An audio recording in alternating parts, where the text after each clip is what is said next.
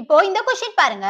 If y percentage of x is 50 and z percentage of y is 25, then the relation between x and z is, இப்போ இங்க என்ன கொடுத்திருக்காங்க பாருங்க, y percentage of x is 50. So y percentage of x is 15 எடுத்து எழுதிக்கோங்க. Then இங்க என்ன கொடுத்திருக்காங்க பாருங்க, z percentage of y is 25.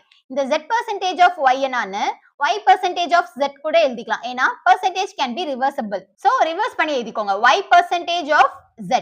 So y percentage of z is எவ்வளவு கொடுத்திருக்காங்க? 25. So 25. இப்போ இது ரெண்டையும் டிவைட் போட்டு எழுதிக்கோங்க. டிவைட் பண்ணா y percentage cancel ஆயிடும். So y percentage cancel ஆயிடுச்சு. மீதி என்ன இருக்கும்? x divided by z.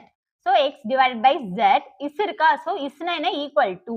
Then இங்க என்ன இருக்கு? 50 divided by 25. So 50 divided by 25. So இது ரெண்டையும் cancel பண்ணுங்க. 25 ones are 25, 25 twos are 50. Then இது எப்படி எழுதலாம்? x equal to, இங்க 2 இருக்கா? So 2, இங்க divided by z equal to அந்த சைடு போச்சுன்னா multiply by z. அப்போ x equal to 2z தான் இந்த சம்மோட answer. Option A is the correct answer.